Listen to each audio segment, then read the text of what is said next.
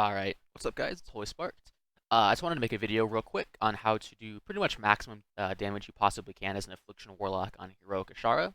I wanted to make this video because I see a lot of disparity between a lot of the top Affliction locks, and I think I found a build that's pretty consistent. As well as Azshara also seems to be a boss that's the most challenging in the raid to actually parse on due to a lot of different variables in the fight. But yeah, so I just want to go over my build really quick, because I actually, like I said, there's some disparity between a lot of the locks. I just ran the basic triple racking brilliance, triple cascading calamity. I probably would be willing to opt into an inevitable demise trait, but unfortunately I don't have any that are high enough eye level that also have a racking brilliance. So I just went with the regular single target build, which works out fine. Talent build, this is another disparity. I see a lot of people like to run Absolute Corruption or Writhe and Agony. I think Siphon Life is generally just the best go here. Also go into that more in a second as to why I think it's a better go, but other than that, everything else stays the same. Phantom Singularity, Haunt, Dark Soul, Misery. For your essences, pretty much this is no disparity. Everyone goes into Focusing Iris, and then some people like to go into, what is it? Either Vision of Perfection or World Vein Minor. I think Crucible of Flame is the most common, but it is also the best. And then, this is the biggest disparity right here. I don't see anyone else use this strategy. It might be a little bit of people haven't thought of it, people don't think it's good, as well as people don't have the option to do it. Luckily, I was able to get a Balefire branch as well as a Font of Power from normal. So what you're thinking is probably, oh, this is, these are two Ani's trinkets, why would you use this? The reason why this is so great is because the boss actually ends up having downtime in the beginning, around 30 seconds of downtime.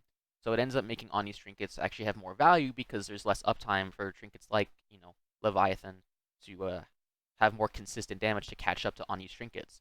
And what's great about the Font of Power is that you can actually use it before the pulse starts, and it puts the Balefire branch on cooldown, but it has to channel. So you don't get the buff until Balefire has 15 seconds left. So you get 30 seconds of this intellect when there's 15 seconds of this left on the cooldown.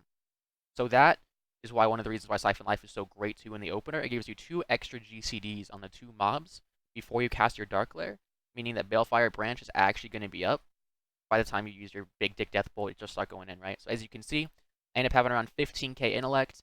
This is unbuffed, no arcane intellect, no flask, no food, and this is also without racking brilliance. I can usually get to around 20k intellect, 21k intellect around there, with all 3 of those up. So it's pretty crazy. You'll see in the opener, the damage isn't too bad. But yeah, that's pretty much the composition. Let's go ahead and get into the video. All right, here we go. So before I actually start the video, I want to go over really quick what the rotation looks like in the opener because I think it would go by way too fast for me to actually explain it in real time. So what you're going to end up doing is you're actually going to end up pre-potting with Unbridled Fury and then using your Font of Power before the ads actually spawn. Once your Font of Power is over channeling, the boss should spawn a couple seconds after. You're going to open up with a Haunt into a Dark Soul Misery, and if you are a troll berserking, it actually helps a lot in this short time opener because that haste allows you to get those triple dots off on 2 targets. It's super nice. What you're going to end up doing is you're actually going to end up putting all 3 dots on both targets first. So you're going to Agony, Corruption, Siphon Life in that order on both targets. And what you're going to do is you're going to Phantom Singularity 1 mob, put 1 UA on the mob that you're not going to focus. That way you still have a 10% damage increase, and then pump all your other UAs into the other target. Once you have all of them out, you're going to end up using your Dark Glare, and then you're going to use your Focusing Iris Beam. The reason why I don't go straight into a Death Bolt is because Balefire Branch isn't quite up yet, but after the channel of Focusing Iris, it will be. I'm going to go ahead and start the video, and I'll show you what I'm talking about here. So here it goes. We're going to go ahead and pre-pot Unbridled Fury. We're going to use our Font of Power. We're channeling it. Add Spawn. Here we go. We're going to open up with a Hunt into our Haste cooldowns. Agony, Corruption, Siphon Life on both targets. Phantom Singularity, put 1 UA on the guy because I'm not focusing him, and then spam UAs into the chick. Dark Glare, Azurite Beam. As you can see, here comes Branch. It came up right after the beam. I use it. I use my Death Bolt. It's for like 160k. Pretty big opener. And then from here on, we pretty much just keep the UA up, or at least try to on both targets, while also keeping Cascading Calamity uptime. Keep your dots up on both targets. When the Hulk spawns, go ahead and just put all 3 dots on the target. You don't have to put any UAs on him though. Once it's dotted up, you can pretty much just ignore him. And then this is the basic opener essentially. Keeping 2 targets, fully dotted with your 3 dots. While also keeping UA uptime as much as you possibly can. Now you're gonna have Phantom Singularity come up here. Don't relax with it. Don't use it right away. You're gonna want to wait until they stack. So there you go. Now you're gonna use it. And now you get Phantom Singularity doing 2 times damage because there's 2 targets for it to hit. And right here, I made a mistake. Don't use UA. The reason why I don't want to use UA when they're this low health is because whenever these mobs die for some reason, they don't actually refund the soul shard from UA swimming on them. I'm not sure why that is, but they don't technically die, I guess. So you don't get the soul shards back, so you go into this phase with a lack of soul shards most of the time. And this right here is one of the reasons why the double on each trinket is so good. It's because there's so much downtime. The consistent damage trinkets pretty much just become, they get, they devalued a lot.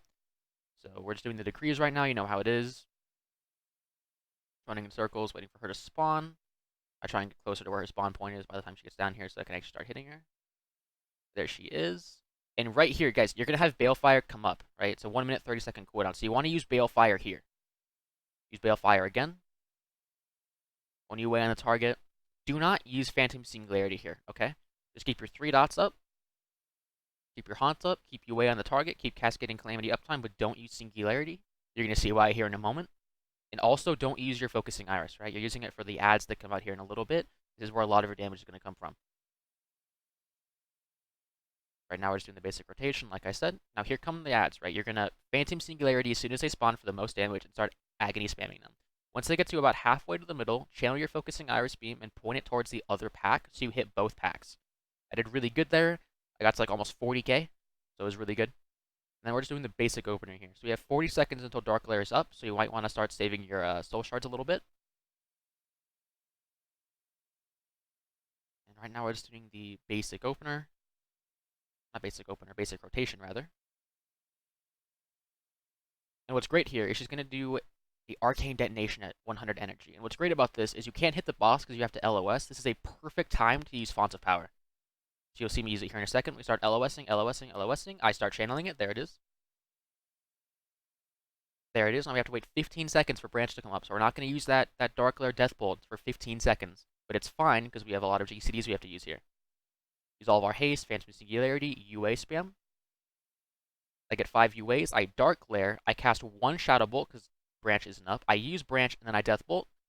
Pretty unlucky though this pull. I don't think I had any crit Death Bolts, unfortunately. If I had a crit Death Bolt, I probably would have gotten rank 1. But here we go. Start spamming Shadow Bolts, keeping UAs up on the target. Now we did get lucky here. We did get the decree that just has pretty much just stand still and keep DPSing the boss. And that's what you're going to do.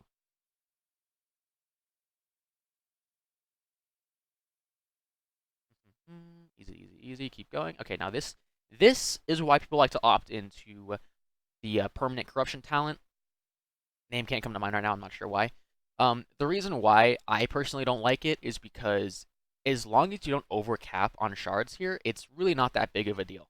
And with triple Cascading Calamity, you really should have enough haste to keep your dots up on every target. At the very minimum, just keep Agony up on every target. But yeah, pretty much just don't overcap on soul shards. Just spam UAs into the main target. And then whenever you're not spamming UAs, just cast your dots and keep them up on multiple targets. Here comes the AoE. You have to LOS, so we LOS it. Add dives, so we're going over to the other one. Make sure to keep your dots up. It has a shield, so we're not going to pump UAs into it quite yet. We're going to wait for it to break. So we're just going to pump UAs into the boss. Keeping all of our... There we go. Shield is broken, so now we can start spamming UAs into her. We're going to use our Phantom Singularity here. Should be able to hit all 3 targets. Alright guys, right here. Now this is where I fucked up. You guys can do better than me here, okay? I fucked up on Balefire. Remember how I said you can use it in between your Dark Lair? I didn't use it here, right? I'm just sitting on the cooldown. Now this probably could have been my rank 1 if I used it here. Unfortunately, I didn't. So that's my mistake. But besides that, doing basic shit, keeping dots up on every target. Now I end up getting Beckon here. Now this is really weird. So I think because we pushed her, it ended up canceling the Beckon. So I actually didn't get Beckon, so that was nice. So then we're going to bring over to Skull here in a moment. Right now we're just pretty much just spamming Shadow Bolts. Now, this is pretty unlucky. You guys see here in a second what ends up happening. This could have been my rank 1 as well if I didn't get unlucky here, but, that's life. That's how it is. So we end up lusting. Really weird lust, but because it's a little bit early, it seems. But it's all good. Once we lust, use your second Unbridled Fury here. Now, I end up getting the buff, okay? Now, I get the buff here. It gives you, like, 30% haste, and all your GCDs are instant cast. The reason why this kind of sucks for me is because I'm not gonna have Dark Glare, or I'm not gonna be able to use my full Dark Glare cooldown with this buff. So if I got the buff like 30 seconds later, it would have been perfect. It would have been my rank 1, but unfortunately, it's not the case. But we still am doing a lot of damage here. We're spamming instant cast. We have a ton of UAs on the target. Haste is up. We used our Fonts of Power there. Now we're going to use our Balefire Branch. Now we have a ton of intellect going in, along with the buff. We're doing a ton of damage here. Here comes our Dark Glare. We're able to get it off, but we end up dying shortly after. There it is. And now we're just praying to God the boss dies quicker. As you can see, I'm doing like 40k. Rank 1's like 38k, so that would have been my rank 1. Unfortunate, but it's how it goes. And boss dies shortly. And there it is. So 38k DPS, ended up getting rank 2 in the world, so this is definitely a working strategy. It's not bad.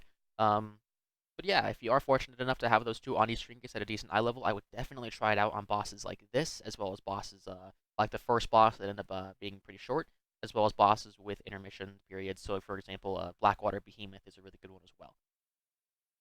But yeah, and that's pretty much it. If you guys ended up liking this video, you want to see more, whether it be in heroic or mythic boss strategies, just how to do maximum DPS in those, just let me know with whether it be a like, a comment, a subscription, whatever it is, just let me know, and I can make more in the future. These are pretty fun to make. But yeah, and that's pretty much for me. Yeah, so take care, guys. I'll see you next time.